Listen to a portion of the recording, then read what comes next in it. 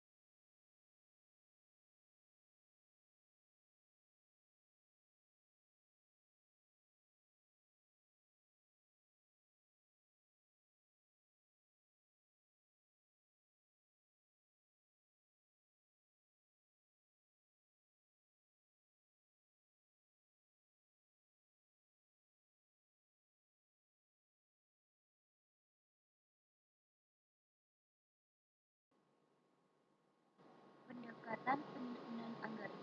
Terdapat dua pendekatan ekstrim dalam penyusunan anggaran ini, yaitu satu, pendekatan manajemen tingkat atas atau top down, dan dua, pendekatan akar rumput grassroots approach atau bottom up.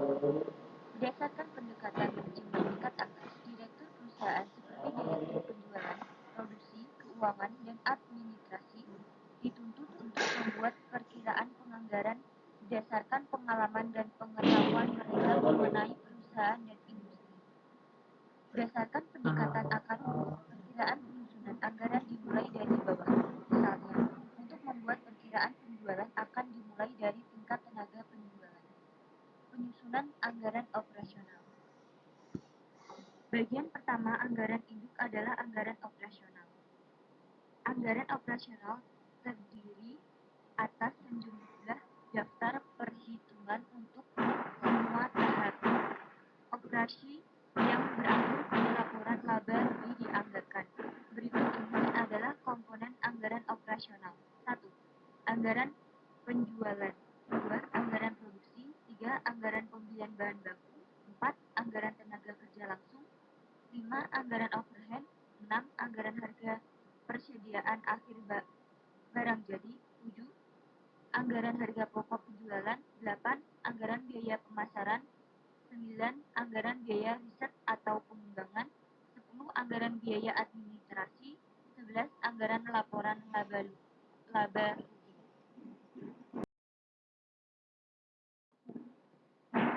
Anggaran. Pengetahuan mengenai arus kas penting dalam proses pengelolaan usaha. Sebuah perusahaan mungkin sukses dalam menjual dan memproduksi produk, tetapi mengalami kegagalan karena ada masalah terkait dengan waktu arus kas masuk dan keluar. Komponen anggaran kas. 1. Rencana terperinci yang menunjukkan perkiraan sumber dan penggunaan kas. 2. Kelebihan dan kekurangan merupakan perbandingan antara jumlah kas yang tersedia dan jumlah kas yang dibutuhkan. 3. Kekurangan kas akan terjadi apabila jumlah kas yang tersedia lebih rendah dari kebutuhan kas. 4. Kelebihan kas akan terjadi apabila kas yang tersedia lebih besar dari kebutuhan kas perusahaan. Kelebihan kas tersebut dapat digunakan perusahaan untuk membayar utang dan melakukan investasi. A. Anggaran neraca. Anggaran neraca disusun berdasarkan informasi yang dimuat dalam posisi keuangan tahun sebelumnya dan anggaran lain dalam anggaran itu. B. Anggaran laporan arus kas. Laporan arus kas menyajikan perubahan kas dan setara kas atau investasi jangka pendek yang sangat likuid dalam satu periode. Penerimaan dan pengeluaran kas dalam laporan arus kas dikelompokkan ke dalam aktivitas operasi, investasi, dan pendanaan. C. Anggaran statis adalah anggaran yang disusun pada satu tingkatan aktivitas. Sebelumnya sudah dibahas bahwa anggaran itu didasarkan pada anggaran penjualan tahun yang akan datang. Setelahnya jumlah ditentukan.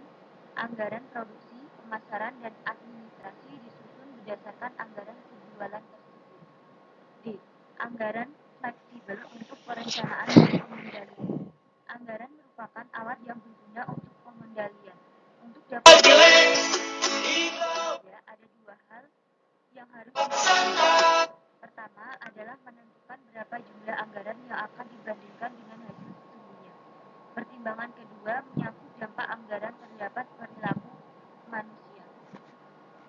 Kegunaan anggaran. Anggaran digunakan untuk mengevaluasi efisiensi dan keefektifan perusahaan. Efisiensi dicapai jika proses bisnis dilakukan dengan cara yang paling baik, yaitu dengan sedikit atau tanpa pemborosan. Anggaran fleksibel menyediakan informasi yang dapat digunakan untuk menilai efisiensi manajer karena anggaran fleksibel membandingkan biaya sesungguhnya dengan biaya yang dianggarkan pada tingkat anggaran yang sama. Keefektifan terjadi apabila mencapai atau melampaui tujuan yang ditetapkan dalam anggaran statis. Perbedaan antara anggaran fleksibel dan anggaran statis terjadi karena perbedaan volume. Oleh karena itu, perbedaan dari keduanya disebut penyimpangan volume yang berguna.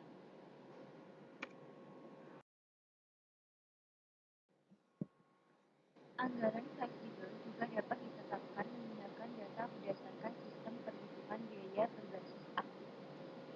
Dalam sistem tersebut akan digunakan beberapa pemicu berbasis. Anggaran fleksibel berbasis aktivitas merupakan alat yang lebih akurat untuk perencanaan dan memberikan petunjuk mengenai aktivitas boros atau tidak boros. Karakteristik sistem penganggaran yang baik.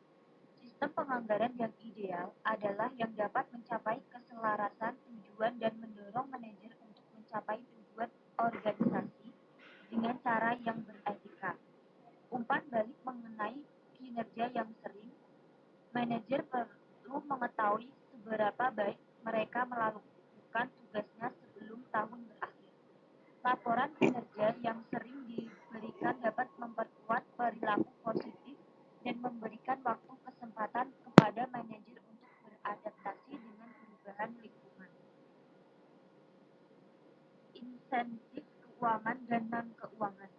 Sistem penganggaran yang baik mendorong perilaku yang memiliki keselarasan tujuan. Penganggaran partisipasi. Salah satu masalah anggaran yang mempengaruhi perilaku adalah tingkat partisipasi dalam proses penyusunan anggaran induk yang akan diberikan oleh manajer tingkat atas kepada manajer tingkat menengah dan ke bawah.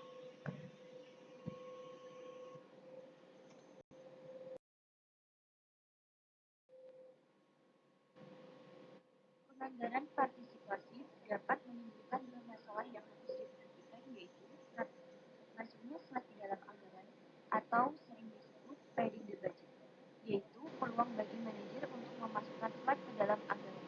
Dua, partisipasi sendiri, yaitu anggaran partisipasi terjadi jika manajer puncak memegang pengendalian terhadap seluruh proses penganggaran dan hanya berusaha mendapat partisipasi semu dari manajer tingkat bawah.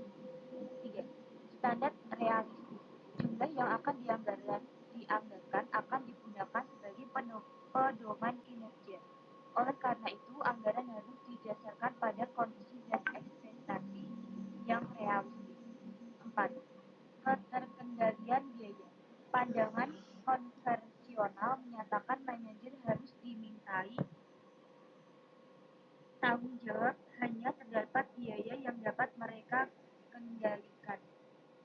5. Banyak ukuran kinerja. Penekanan yang berlebihan terhadap ukuran ini dapat mendorong perilaku disfungsional yang disebut milking the frog cream atau rabun jauh. Mythic. Perilaku rabun jauh terjadi jika seseorang manajer mengambil tindakan yang meningkatkan kinerja anggaran dalam jangka pendek, tapi jangka panjang berpengaruh buruk terhadap perusahaan.